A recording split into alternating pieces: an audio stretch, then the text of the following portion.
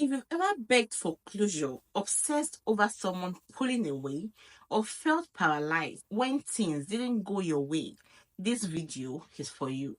Because the truth is, you are not broken. You are just too attached to what was never meant to hold you forever. And sis, it is time to master detachment and take your power back spiritually, emotionally, and energetically. احسب أن الدين بعيد عن حب وحياة وبهجرك للدين ستحيا تعشق ما As-salamu alaykum, my Limitless Queens. You're all welcome back to my channel. And if you are new here, my name is Zainab, but you can call me Z for short. Here we talk about all things faith, self-care, self-love, confidence, and personal growth, while embracing a balanced Muslim lifestyle that is pleasing to Allah. If that resonates with you, please subscribe, turn on notifications so you don't miss out on any of my video. Today we are going deep because some of you are not tired. You are just bound to people, pain, plans that fell through, and identities you've outgrown. And Allah didn't call you here to cling, He called you to surrender. Now, let's talk about what detachment really is. Detachment is not caring, it is not shutting down or becoming cold. It is about no longer allowing your peace to be held hostage by things you cannot control. Detachment is the art of saying, I love, but I don't idolize. I plan, but I don't panic. I want, but I don't worship the outcome. It is emotional maturity. And more than that, it is spiritual elevation. Let me be real with you, Queen. There was a time when I thought if I just held on to something harder, they would say. If I performed better, the opportunity would work out. If I overextended myself, I would be chosen, validated, protected. But all that clingy did was drain me. And one day I had to face the truth. Allah was removing what I was making into a God. And He did it out of mercy. Because what I was clinging to was actually blocking me, blocking my healing, blocking my growth, blocking the version of me that was buried underneath all that fear. So let me ask you this.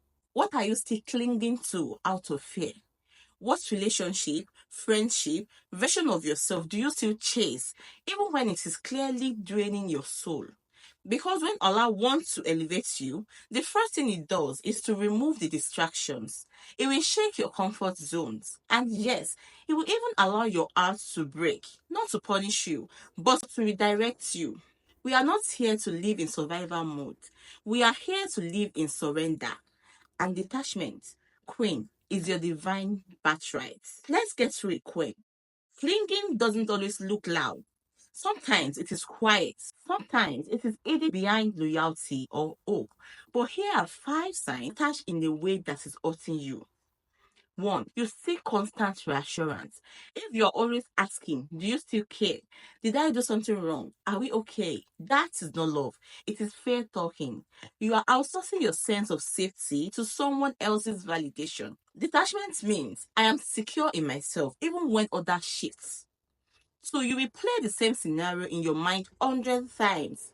That conversation, that text, that moment where things went left says you are not just overthinking. You are trying to rewrite reality. You need to let it go. Detachment is trusting that whatever happened was necessary for your growth. Three, you put their needs above yours. Every single time when you ignore your own boundaries to stay connected, that is not love. That is self-abandonment. Allah never told you to lose yourself for someone else's comfort. True connection won't cost you your peace.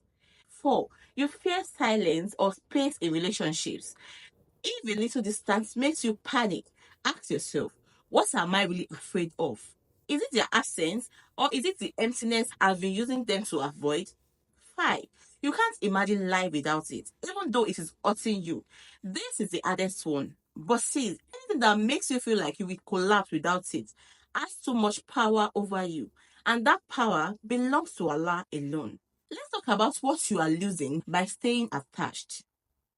You will lose your peace, your focus, your growth, your self worth, and your relationship with Allah every time you obsess over something that is slipping away. You delay your own healing, you block your own next level. You receive the very process Allah sends to free you. Islam teaches us that nothing is truly ours except our deeds. Even our relationships, our risks, our health, it all belongs to Allah.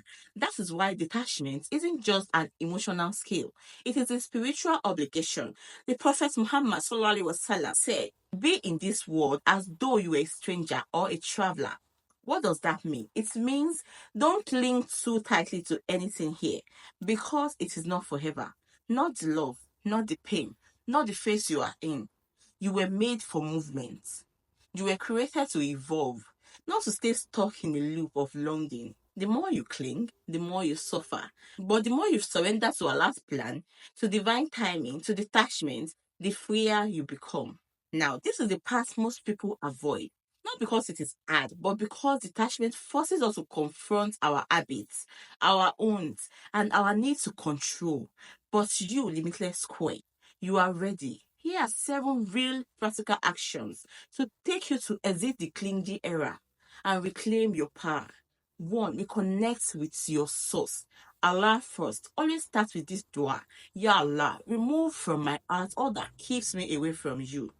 Clinging comes from a heart that is trying to fill itself with creation instead of creator. Set the tone of your day with salah, dhikr, and stillness. That is where your emotional regulations begin. 2. Set emotional boundaries with yourself. Not everything deserves your reaction. Not everyone gets access to your vulnerability. It is okay to say, I'm feeling this, but I won't act on it right now. That is maturity. That is detachment. 3. Stop seeking closure from people who never gave you peace. You don't need a final conversation. You don't need their apology. The closure is in the chaos they brought and the calm that came after they left. 4. Journal it out. Not everything needs a conversation. If you are tempted to send a long text, open your journal. Write the things you wish they knew. Cry if you have to. But remember, healing doesn't always require an audience. 5. Practice micro detachment. Start small. Detach from the phone. Detach from obsessively checking if they have watched your stories. Detach from the narrative in your head that says you are not enough without them. Small wins build emotional strength.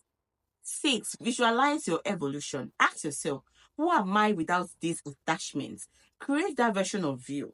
The version who sleeps in peace, who creates, who is not wanting, begging, or wandering.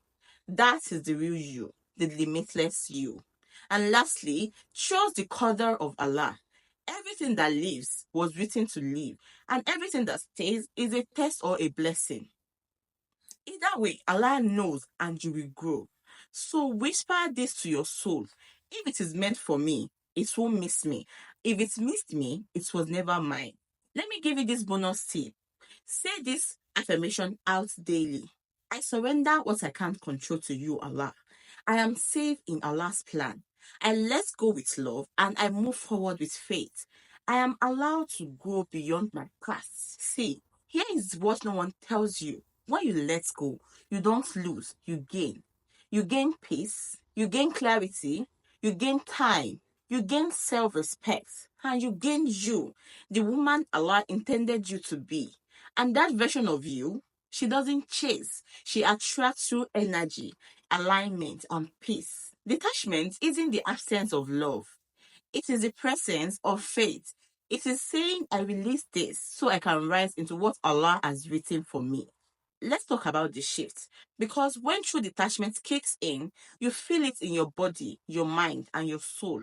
Here are the signs that you've mastered detachment and stepped into your power. 1. You no longer obsess over the outcome. You make dua, put in effort, and then you release. You trust that what is yours will come with ease, not force. That is tawakkul in action. 2. You stop arguing with reality. You are no longer fighting for what could have been. Instead, you honor what was and focus on what is. You don't need closure, you are the closure. 3. Your emotions don't hijack your actions. You still feel deeply, but you don't spiral. You have built the muscle of emotional regulation, and that is power most people never access. 4. You enjoy your own company. You are not afraid of quiet. You are not filling space just to avoid yourself.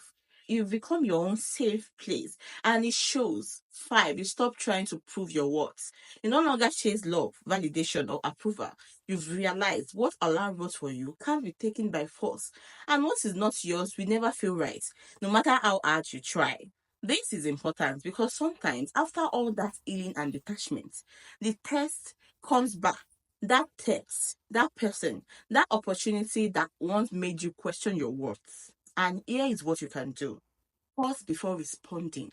Ask, does this align with the version of me that I prayed to become? Check in with your heart. Are you reacting from fear, loneliness, or ego? Seek Allah's guidance first. Make it Sahara, even in small things. Return to your vision. Don't trade your peace for temporary comfort.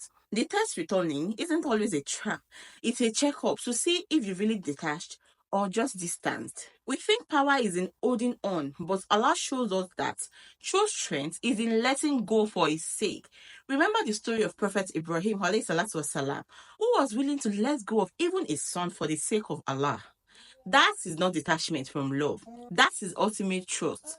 So ask yourself, what am I still clinging to that Allah asked me to release? And what would my life look like if I finally trusted His plan? Finally, letting go doesn't make you weak.